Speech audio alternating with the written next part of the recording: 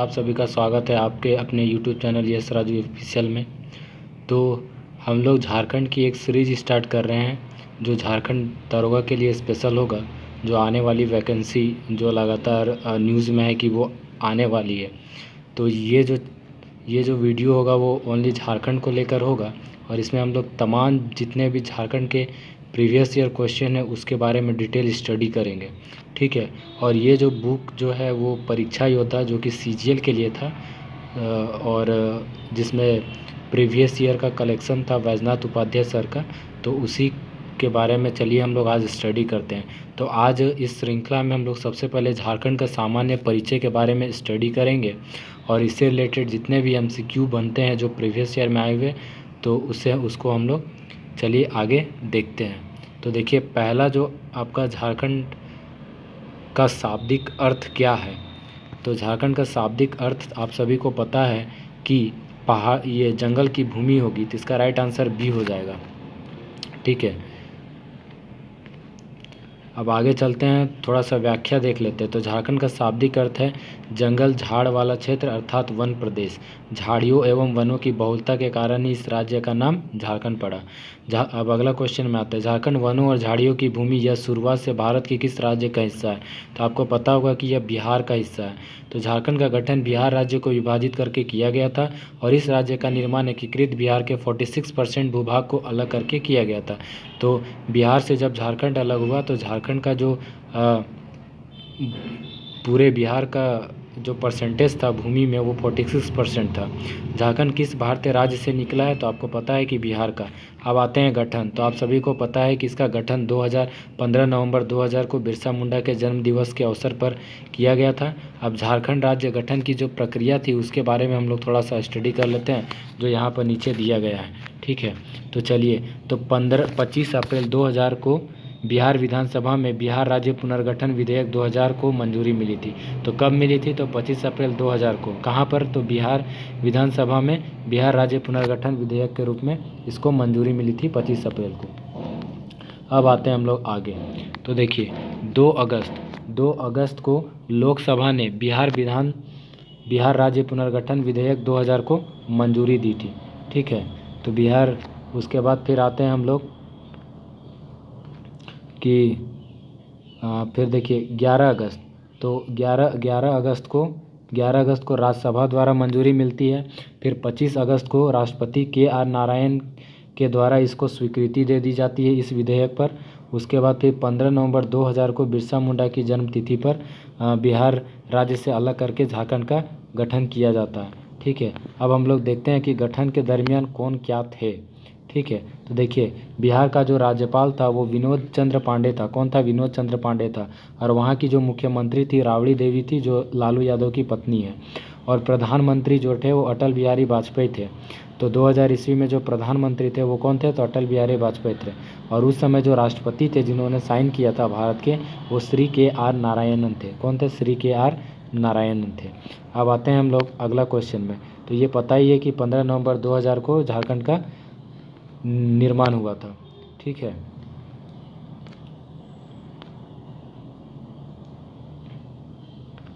अब देखिए, तो वही क्वेश्चन है, जो क्वेश्चन रिपीटेड रहेगा उसको हम लोग डील नहीं करेंगे।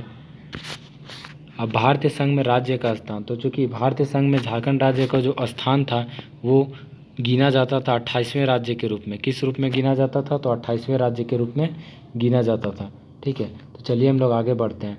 तो व्याख्या थोड़ा सा देख लेते हैं कि व्याख्या क्या कहता है।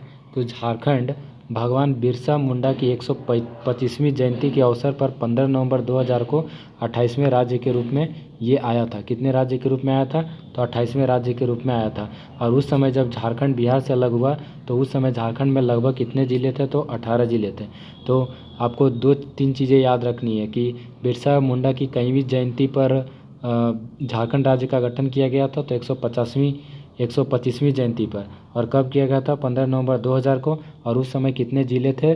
तो झारखंड में 18 ज़िले थे, ठीक है। अब आते हैं कि अगला क्वेश्चन। तो अगला क्वेश्चन भी वही है। तो हम लोग आगे बढ़ते हैं। अब राजधानी की बात करेंगे तो सभी को पता है कि झारखंड की राजधानी क्या है। तो रांची है। अब थोड़ा सा रांची के बारे में चर्चा कर लेते हैं, आखिर क्या कहता है ये। देखिए, झारखंड की राजधानी झारखंड की राजधानी क्या है? रांची है। और रांची का नामकरण थोड़ा सा कैसे हुए इसके बारे में बात करते हैं। यहाँ पर बांसों, यहाँ पर क्या, यहाँ पर बांसों से बने धनुषों के कारण इसका नाम पड़ा था। धनुष को अर्ची कहा जाता था। उत्तर काल में यह अपभ्रंश होकर रांची कहा जाने लगा। एक अन्य मान्यता के अनुसार रांची का नाम मुंडारी के अरंची से पड़ा है। दरअसल अरंची मुंडारी भाषा में हल जोतने के सामान को कहते हैं। किसको कहते हैं? तो हल जोतने के सामान को कहते हैं। जबकि रांची का पुराना नाम विल्किंसनगंज या तो और क्या था? किशनपुर था। क्या था? विल्किंसनगंज या तो किशनपुर था। ठीक है, तो रांची अलग झारखंड राज्य का केंद्र बिंदु था जिसने, तो देखिए जब झारखंड अलग हो रहा था तो बहुत सारी वैसी जो नीतियाँ बनाई जा रही थी झारखंड को अलग करने में, तो उसका जो प्रमुख केंद्र बिंदु था आपका झारखंड ही था। इसलिए यहाँ पर लिखा हुआ है कि झारखंड राज्य आंदोलन का केंद्र बिंदु क्या था? तो आपका रांची ही था। ठीक है, अब देखिए तो रांची जो है आपका, रांची अलग झारखंड राज्य आंदोलन का केंद्र बिंदु था जिसने दक्षिण बिहार, उत्तरी ओडिशा, पश्चिम बंगाल और वर्तमान छत्तीसगढ़ के पूर्वी क्षेत्र के आदिवासी क्षेत्रों के लिए एक अलग राज्य की मांग की थी। प्रधानमंत्री नरेंद्र मोदी के प्रमुख स्मार्ट सिटी मिशन के तहत स्मार्ट सिटी के रूप में विकसित होने वाला 100 भारतीय शहरों में से एक है जिसमें रांची को चुना गया है। यानी कि स्मार्ट सिटी की अगर बात करेंगे तो 100 भारतीय शहरों में रांची का भी स्थान सामने आता है। ठीक है, अब हम लोग आगे बढ़ते हैं। ठीक है, अब देखिए झारखंड की राजधानी पता है रांची होगा। अब हम लोग बात करते हैं उप राजधानी। ठीक है, तो उप राजधानी क्या है? झारखंड की उप राजधानी क्या है? तो आप सभी को पता है कि झारखंड की उप राजधानी जो है आपका वो क्या है? दुमका है। ठीक है, क्या है? तो दुमका है ना। तो दुमका झारखंड की उप राजधानी है। साथ ही साथ यह दुमका प्रमंडल एवं जिला का मुख्यालय भी है। तो जो दुमका है, दुमका जो है वो दुमका जिला का मुख्यालय भी है। और जो संथाल परगना का जो संथाल परगना प्रमंडल है उसका मुख्यालय भी आपका क्या है? दुमका है। तो पूछ देगा कि संथाल परगना प्रमंडल का मुख्यालय कौन सा है? तो आपका क्या हो जाएगा? तो दुमका हो जाएगा। ठीक है, अब हम लोग आगे बढ़ते हैं। दुमका ऊंची पहाड़ियों और आकर्षक जंगल से घिरा है। मंदिरों की यह भूमि समुद्र तल से 472 फीट की ऊंचाई पर स्थित एक प्रसिद्ध स्वास्थ्य हिल रिसोर्ट भी है। दुमका के धार्मिक, ऐतिहासिक एवं पुरातात्विक स्थल को देखने के लिए विभिन्न राज्यों से क्या होते हैं? लोग आते हैं।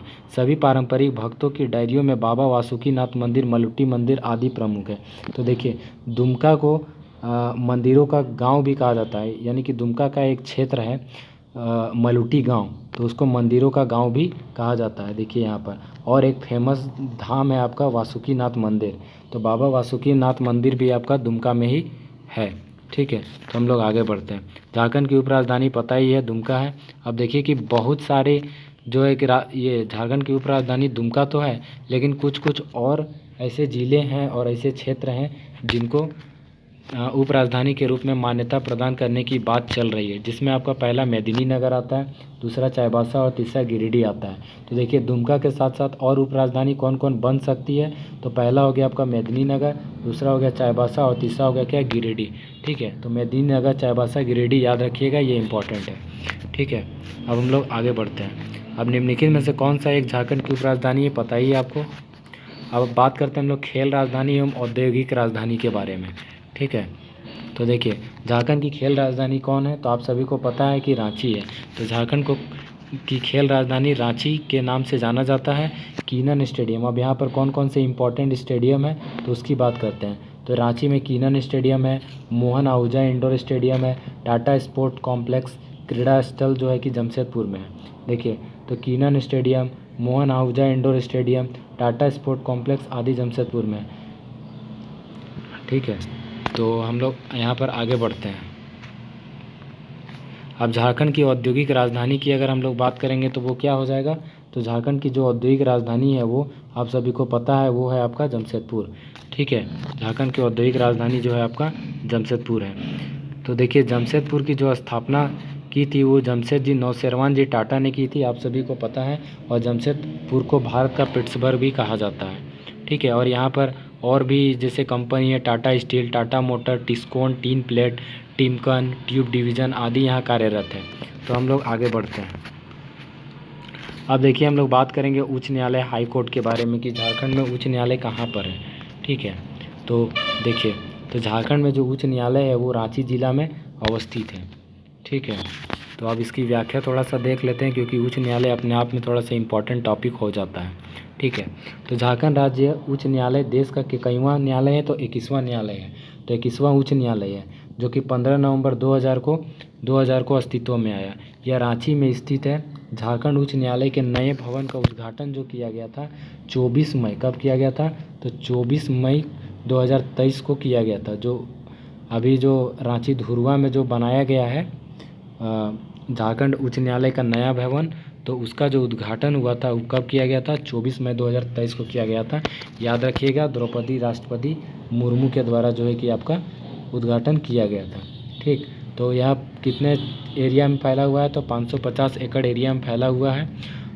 सॉरी, ये 550 करोड़ रुपए की लागत से निर्मित है, और ये जो नया भवन है वो धुरवा रांची में है, और 165 एकड़ क्षेत्रफल में ये फैला हुआ है। और अगर देखा जाए तो ये सुप्रीम कोर्ट का जो परिसर है उससे कई गुना बड़ा है। ठीक है, अब हम लोग आगे नेक्स्ट क्वेश्चन में आते हैं। अब राजकीय भाषा के बारे में हम लोग थोड़ा स्टडी करते हैं कि आखिर झारखंड में कितनी राजकीय भाषाएं हैं। तो देखिए, झारखंड की प्रथम राजभाषा कौन सी है, तो आप सभी को पता है कि झारखंड की प्रथम राजभाषा जो है आपका वो हिंदी है। कौन है, तो हिंदी है। ठीक है, कौन है, तो आपका हिंदी है। तो झारखंड की पहली राजभाषा आप सभी को पता है वो हिंदी, वही सेम क्वेश्चन है। ठीक है, अब हम लोग इधर आगे आते हैं। झारखंड की दूसरी आधिकारिक भाषा की हम लोग बात करेंगे, तो पहली राजकीय भाषा जो है आपका हिंदी है, लेकिन दूसरी राजकीय भाषा कौन कौन है, तो देखिए यहाँ पर हिंदी, मलयालम, कन्नड़, तमिल है। ठीक है, लेकिन यहाँ पर पता है आप लोग को हिंदी पहली राजकीय भाषा है, और यहाँ पर कन्नड़, तमिल और मलयालम, इन सभी भाषाओं में कोई भी भाषा झारखंड में बोली नहीं जाती है। तो देखिए, झारखंड की जो द्वितीय राज्य भाषा है वो उर्दू है, मुंडारी है, उसके बाद कुडुक है, संथाली हो, खोरठा, पंचपरगनिया, कुरमाली, खड़िया, उड़िया, बांग्ला, मगही, मैथिली, भोजपुरी, अंगिका, नागपुरी। लगभग देखिए यहाँ पर कितनी भाषाएं, 1 2 3 4 5 6 7 8 9 10 11 12 13 14 15 16, तो लगभग जो है कि आपका 16 भाषाएं द्वितीय राजकीय भाषा का दर्जा दिया गया है, और हिंदी को प्रथम राजकीय भाषा का दर्जा दिया गया है। तो चलिए अब हम लोग नेक्स्ट क्वेश्चन में आते हैं। क्या कहता है, आप देखिए राजकीय प्रतीक के बारे में बात करेंगे, जो कि अपने आप में इम्पॉर्टेंट है। और झारखंड दरोगा जो 2019 या 2018 के आसपास जो एग्ज़ाम हुआ था उसमें ये प्रश्न बेखूबी पूछा गया था। किस पशु को झारखंड के राज्य पशु का दर्जा दिया गया है, तो देखिए आप सभी को पता है कि हाथी को दिया गया है, जिसको हम लोग क्या बोलते हैं, इंडियन एलिफेंट के नाम से भी हम लोग जानते हैं। तो चलिए व्याख्या थोड़ा हम लोग देख लेते हैं। ठीक है, देखिए झारखंड का राजकीय भाषा भारतीय हाथी है। क्या है, भारतीय हाथी, जिसका वैज्ञानिक नाम क्या है, एलिफस मैक्सिमस इंडिकस है। एलिफस मैक्सिमस इंडिकस है। क्या है, एलिफस मैक्सिमस इंडिकस। ठीक है, हाथी एक ऐसा पशु है जो शक्ति और सौभाग्य का प्रतिनिधित्व करता है। तो पूछ देता है कभी कभी कि जो झारखंड का राष्ट्रीय पशु हाथी है वो किन चीज़ों का प्रतिनिधित्व करता है, मतलब क्या रिप्रेजेंट करता है, तो वो शक्ति को रिप्रेजेंट करेगा, सौभाग्य को रिप्रेजेंट करेगा, स्वास्थ्य और खुशी का प्रतीक होता है, और हमारे दैनिक जीवन में आध्यात्मिक भलाई को बढ़ावा देने के लिए हम लोग सोचते हैं इन सभी चीज़ों को देखकर। भारतीय हाथी एशियाई हाथी का वर्तमान मान्यता प्राप्त 3 उपजातियों में से एक है, और मुख्य भूमि एशिया का मूल निवासी है। तो ये जो है कि आपका एशिया का मूल निवासी है, और एशियाई हाथों को IUCN रेड लिस्ट में लुप्तप्राय के रूप में सूचीबद्ध किया गया। IUCN का फुल फॉर्म होता है international union of conservation nature. ये एक प्रकार का संस्था है जो रेड डेटा लिस्ट जो है कि जारी करता है। ठीक है, तो झारखंड के अतिरिक्त यह कहाँ का राजकीय पशु है, तो ये आपका केरल और कर्नाटक का राजकीय पशु है। ठीक है, केरल और कर्नाटक का आपका राजकीय पशु है। ठीक, अब आते हैं हम लोग अगले क्वेश्चन में। देखिए तो नीचे भी वही क्वेश्चन है, सेम क्वेश्चन है। अब राजकीय पक्षी की हम लोग बात करेंगे। ठीक है, तो निम्न में से कौन से पक्षी को झारखंड का राज्य पक्षी माना गया है, तो झारखंड का राज्य पक्षी आपको पता ही होगा कि एशियन कोयल को माना गया। तो चलिए हम लोग थोड़ा सा व्याख्या देख लेते हैं, आखिर व्याख्या में क्या कहता है। ठीक,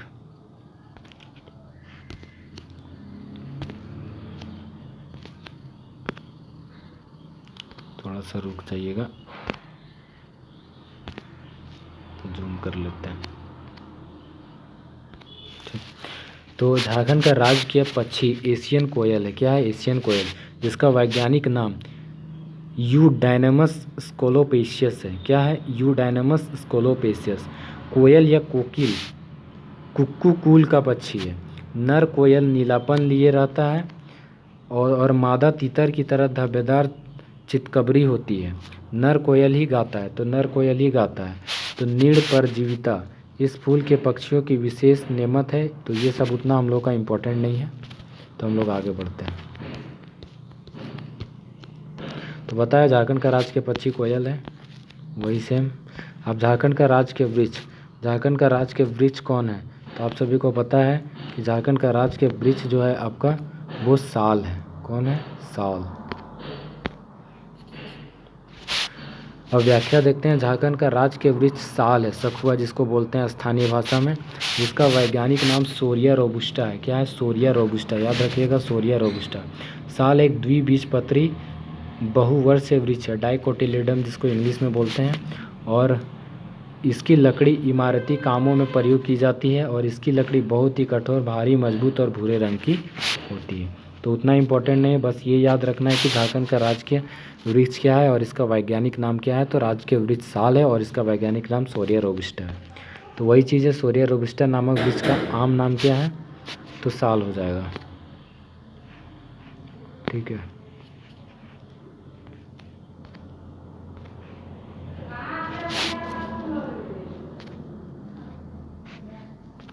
अब हम लोग आगे आते हैं थोड़ा। आदिवासी त्योहारों में पूजित कौन सा वृक्ष झारखंड का राज्य वृक्ष माना जाता है? तो देखिए, साल को ही पूजा जाता है। जो साल वृक्ष है आपको, सखुआ वृक्ष, इसे ही आदिवासी लोग पूजते हैं। ठीक है, इस वृक्ष की पूजा आदिवासी त्योहारों में की जाती है। सरहुल त्यौहार में इसका क्या होता है? विशेष महत्व है साल वृक्ष का।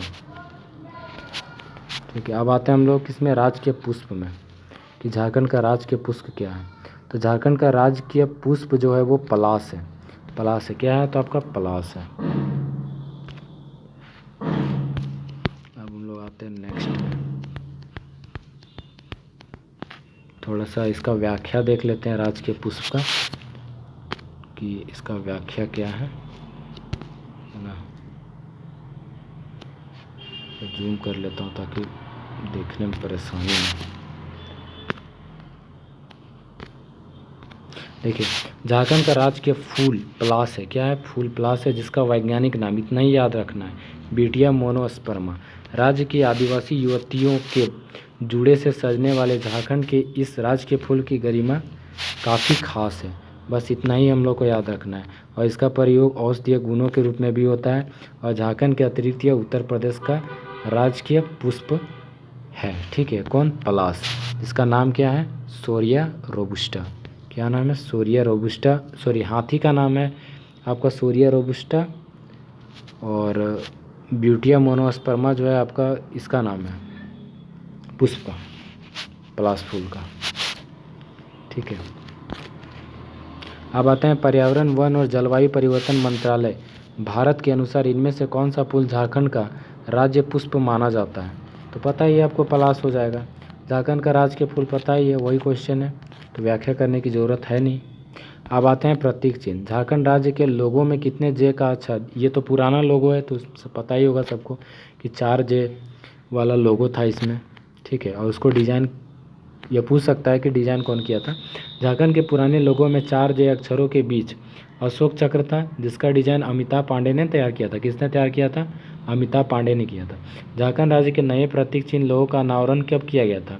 तो वो 14 अगस्त 2020 को अनावरण हुआ था। ठीक है, लेकिन 15 अगस्त 2020 से इसको पूर्णतः क्या किया गया था कि लागू कर दिया गया था कि अब से राजकीय जो हमारा चिन्ह होगा वो नया वाला होगा। ठीक है, पुराना वाला वो ख़त्म हो गया।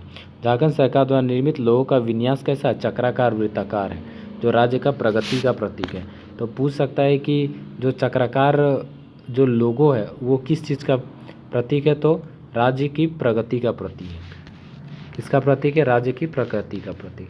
अब थोड़ा सा हम लोग नए लोगों के बारे में जान लेते हैं, आखिर नया लोगो क्या कहता है। तो झारखंड सरकार द्वारा जारी किए गए नए लोगों में कुल घेरों की संख्या 7 है। ये इंपॉर्टेंट है कि कितने घेरे हैं, तो 7 घेरे हैं। तो प्रथम घेरा क्या कहता है, ठीक है, इसमें अशोक स्तंभ एवं सत्यमेव जयते लिखा हुआ है। तो देखिए यहाँ पर आप देख सकते हैं कि अशोक स्तंभ और सत्यमेव जयते पहला घेरा में लिखा हुआ है, जो कि बीच में है, ठीक है। दूसरा घेरा, इसमें सफ़ेद रंग के 60 गोले घेरे दर्शाए गए हैं। तो दूसरा घेरा आप जैसा कि देख रहे होंगे चित्र में, वहाँ पर 60 गोले हैं दूसरे घेरे में, ठीक है, जो रिक्त है, जिसमें कोई चीज़ नहीं है, केवल रिक्त है। तीसरा घेरा, इसमें मानव आकृति प्रदर्शित की गई है। तो पहला घेरा जो है कि अशोक स्तंभ के साथ सत्यमेव जयते लिखा हुआ है। दूसरा घेरा में क्या है, तो 60 गोले हैं। और तीसरा घेरा में क्या है, मानव आकृति सौर चित्रकारी प्रदर्शित की गई है, जिनकी कुल संख्या 48 है, जो 24 जोड़े के रूप में दिखाए गए। तो देखिए सौर चित्रकारी प्रदर्शित की गई है, जिसमें मनुष्य का चित्र है, ठीक है, मानव आकृति है, और वो कितने जोड़े हैं, तो 24 जोड़े हैं। तो उसके बाद चौथा जो घेरा है, इसमें झारखंड के राज्य के पुष्प पलाश को दर्शाया गया, जिसकी संख्या 24 है। तो 24 पलाश को दर्शाया गया। पांचवा घेरा जो है कि राज्य के पशु को दर्शाया गया है, जिसकी संख्या कितना है, 24 है। छठा घेरा, इसमें झारखंड सरकार एवं झारखंड लिखा है, ठीक है। तो छठा घेरा जैसा आप देख सकते हैं, झारखंड सरकार ये झारखंड लिखा है, और सातवां घेरा जो है कि ये पूर्णतः रिक्त है। तो पूछ सकता है कि इसमें कितने गोले दर्शाए गए हैं, तो 60 गोले। और इसमें सौर चित्रकारी के मानव आकृति कितने हैं, तो 48 है, अर्थात 24 जोड़ी है। और कितने पुष्प हैं, पलाश के पुष्प हैं, तो 24 हैं। उसके बाद कितने हाथी है, तो वो भी आपका 24 है। और सबसे जो अंतिम घेरा है वो कैसा है, तो वो रिक्त है। और छठवां घेरा कैसा है, तो उसमें गवर्नमेंट ऑफ झारखंड लिखा हुआ है, झारखंड सरकार एवं गवर्नमेंट ऑफ झारखंड लिखा हुआ है, ठीक है। तो हम लोग ऐसे बोल सकते हैं। तो ये हमेशा याद रखिएगा कि टोटल 7 घेरे हैं, जो कि वृत्ताकार है, जो राज्य की प्रगति का प्रतीक है। प्रथम, द्वितीय, तृतीय, जैसा कि हम लोगों ने बता दिया। अब हम लोग आते हैं नेक्स्ट में, ठीक है, क्या कहते हैं। अब भौगोलिक परिचय, यानी कि जो जियोग्राफिकल कंडीशन है कि झारखंड कहाँ पर स्थित है, भारत के कौन से स्थान पर स्थित है, तो कौन से गोलार्ध पर स्थित है, तो इसके बारे में हम लोग स्टडी करेंगे, ठीक है। देखिए झारखंड किस गोलार्ध में स्थित है, तो आप सभी को पता है कि उत्तरी गोलार्ध में स्थित है। कहाँ पर स्थित है, उत्तरी गोलार्ध में स्थित है। अब हम लोग आते हैं नेक्स्ट में। अब कर्क रेखा की बात करते हैं। कर्क रेखा झारखंड के निम्नलिखित में से किन जिलों में गुजरती है, तो ऑप्शन है आपका चाईबासा, दुमका, सिमडेगा या रांची। तो आपका राइट आंसर हो जाएगा क्या, रांची हो जाएगा, ठीक है। अब हम लोग यहाँ पर बात करेंगे थोड़ा सा इसके डिटेल में कि कर्क रेखा, क्योंकि कर्क रेखा जो है वो बहुत ही इम्पॉर्टेंट रोल निभाता है यहाँ की जलवायु में, ठीक है, जलवायु परिवर्तन में। कर्क रेखा झारखंड के बिल्कुल मध्य से होकर गुजरती है। तो कहाँ से होकर गुजरती है, तो बिल्कुल मध्य से होकर कर्क रेखा गुजरती है। यह राज्य के 5 जिलों लातेहार, ठीक है, लातेहार हो गया, है ना, लातेहार हो गया, उसके बाद फिर लोहरदगा का किसको प्रखंड हो गया, गुमला हो गया, रांची हो गया, तथा रामगढ़ से गुजरती है। तो देखिए कितना जिला की अगर बात करेंगे तो कितना जिला है, तो गिनते हैं हम लोग। लातेहार फर्स्ट हो गया, ठीक है, लोहरदगा 2 हो गया, तीसरा हो गया गुमला, चौथा हो गया रांची, उसके बाद 5वां हो गया रामगढ़, ठीक है।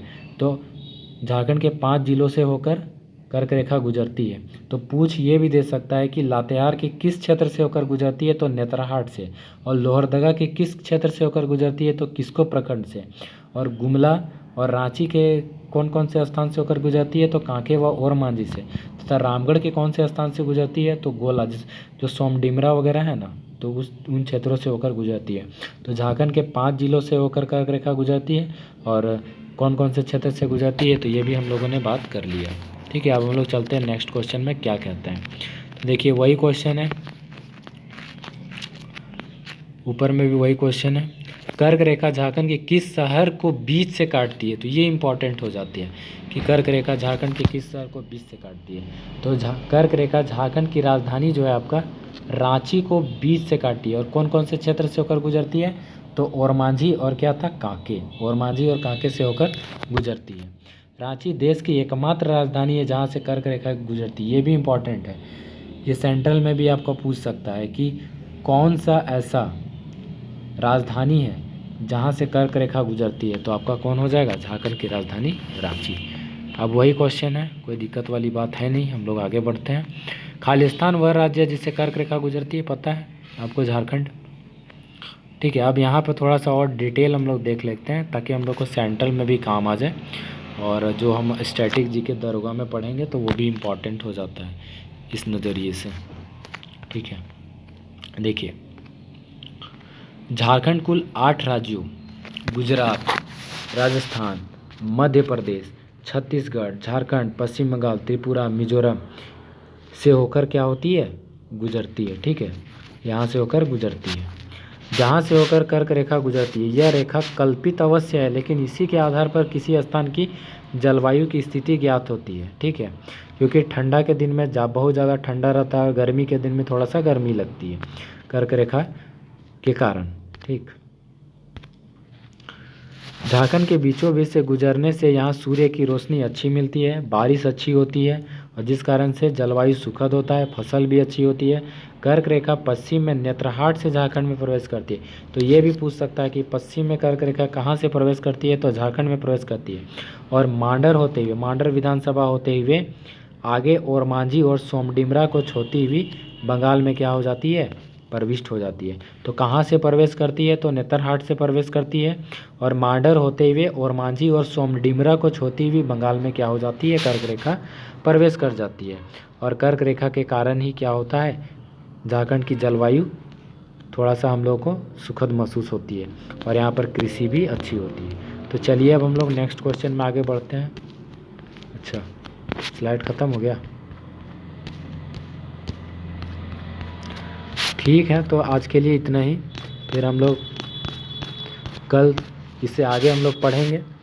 और अगर आपको वर्दी चाहिए तो आपको मेहनत करनी पड़ेगी खुद से भी, क्योंकि यूट्यूब के भरोसे भी उतना नहीं रहना है, अपने से सेल्फ स्टडी ज़्यादा थोड़ा सा फोकस करना है। तो ऑल द बेस्ट सबको। आगे हम लोग कल कोई नेक्स्ट टॉपिक में, मतलब इससे आगे अगले टॉपिक में हम लोग बात करेंगे। थोड़ा सा अपने भी स्टडी कर लीजिएगा थोड़ा झारखंड को, ताकि यहाँ पर इजीली समझ में आए। तो ठीक है, ऑल द बेस्ट सबको। चलिए आगे बढ़ते हैं हम लोग। और वीडियो अच्छा लगा होगा तो चैनल को सब्सक्राइब कर लीजिएगा, ताकि हम लोग को भी अच्छा लगेगा।